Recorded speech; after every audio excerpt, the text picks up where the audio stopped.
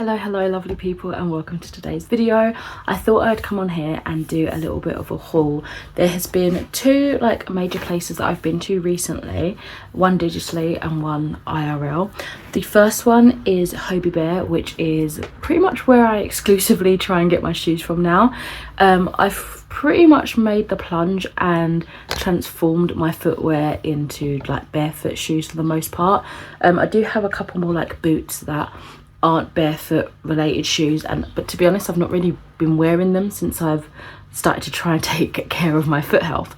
And Hobibear seems to be one of the barefoot brands that really have cool designs and styles that I would typically like to wear. So I've already got two pairs of those.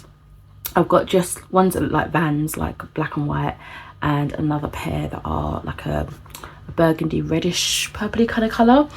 They recently had a sale. Also, I had a discount from my last batch of orders, the two shoes that I just spoke about. So I bought 4 pairs of Hobibear shoes. Now bear in mind, this year I have been on a low buy, or I've tried to be on a low buy, and in terms of that, my incomings or ingoings, whatever it's called, my outgoings rather, because of what I'm spending out, hasn't been an awful lot. I still feel like I'm spending more than I need, but I think it's also because I'm actually monitoring it and I'm thinking, oh my god, that's still money that I don't need to spend.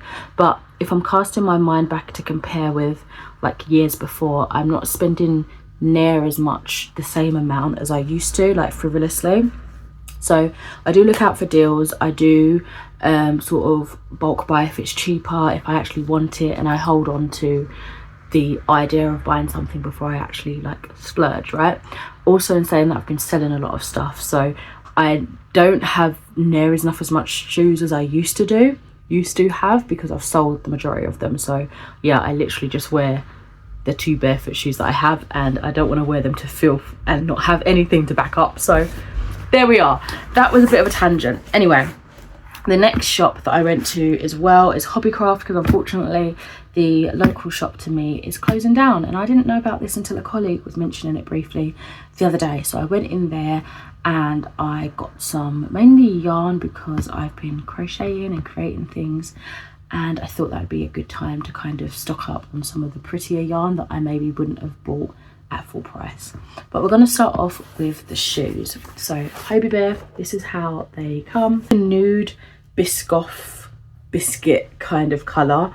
I really like it. It's got that leathery feel to it, that material, and it's really pretty. I feel like it could scuff easily, but they are stunning. I probably wouldn't wear this particular material as an everyday shoe, but I think it's beautiful. I might end up wearing this to a wedding I've got in September with this strawberry vibe dress that I have.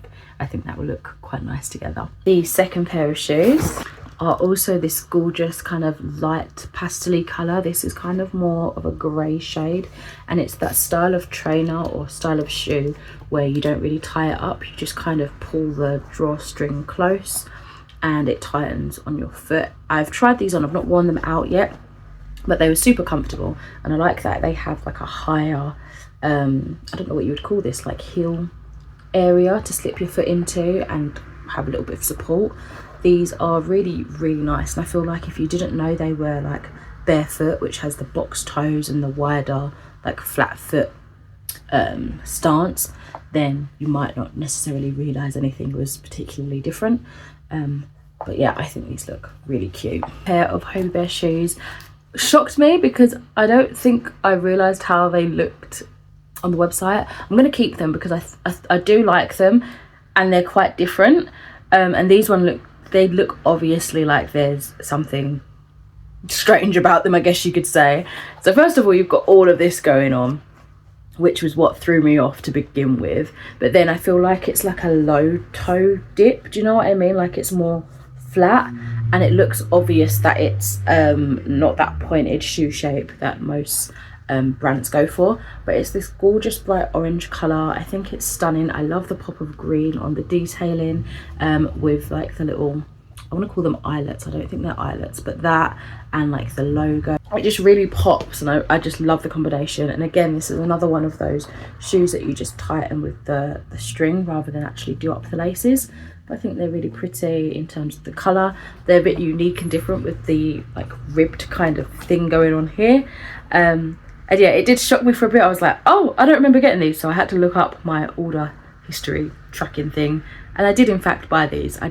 Yeah, it also shocked me that I've bought 2 pair of orange shoes, but I guess at that time those were the colours I wanted for those shoes. I just thought I purchased one, but no, I did. So I think that's what also threw me, because that was like the last pair I opened when I was like looking through what came to make sure everything was okay, and I was like, huh, but I've already got my orange pair of shoes, which are the next ones I'll show you. And here they are, your more standard style, similar to the other pairs that I showed earlier on, but with an orange colour, and they have more of that meshy material, so they're a bit more breathable for the foot, and they have your traditional lace up tie.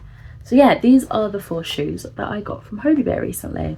I think I managed to cash in on, it might have been the spring Easter sale as well as the discount I got from my previous order. So yeah, saved quite a bit of money, which was nice. Okay, and then there's 2 bags of Hobbycraft stuff. I grabbed the other one. Here they are. So let's just whiz through those. As I say, the majority of the stuff is yarn, and I don't really know if I got the right kind of yarn for the crochet that I'm doing, because a lot of them do say double knitting. I thought they were really pretty, and if they don't work for what I want to do, I'm sure I can sell them on, but I thought yarn was yarn, which probably sounds like such a novice thing, and if there's anybody watching that are like deep in the crochet universe, they're probably like rolling their eyes and cringing. But I got a couple of rolls of this shush double knitting yarn, which I don't know what colour. It doesn't have like a word colour, it's just a code, but they're multicolour. They're so cute. Oh my god. Imagine, oh my god, I can be like a little character in a video game. How cute. Does that match my hair colour? I love it. Anyway, I got these 2, which are really pretty. I got these 2 as well. This is by Knitcraft, which is Hobbycraft's own knitting, crochet, yarn, wool stuff, yarn. This is super chunky.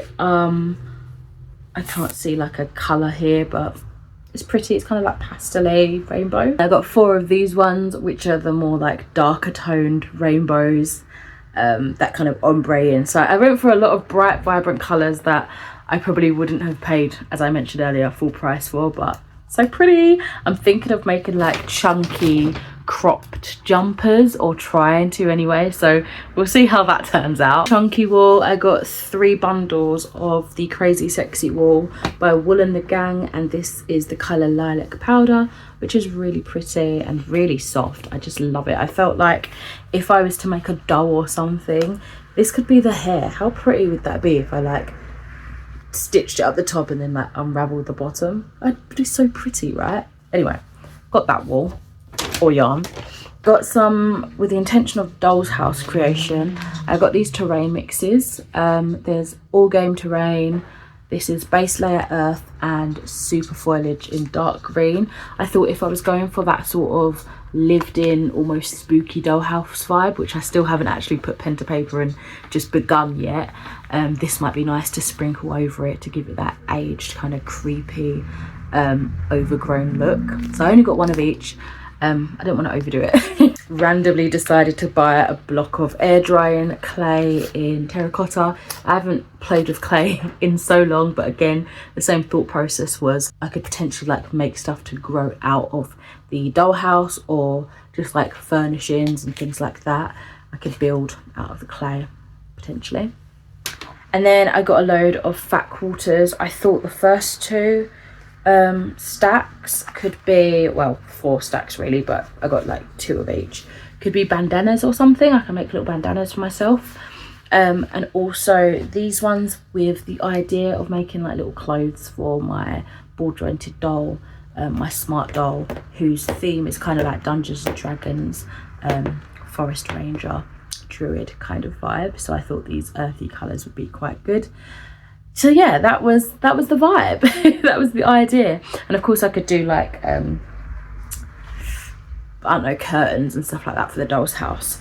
But yes, that is it for this video. I hope you enjoyed it. Thank you so much for watching, and I'll catch you in another video soon. Bye.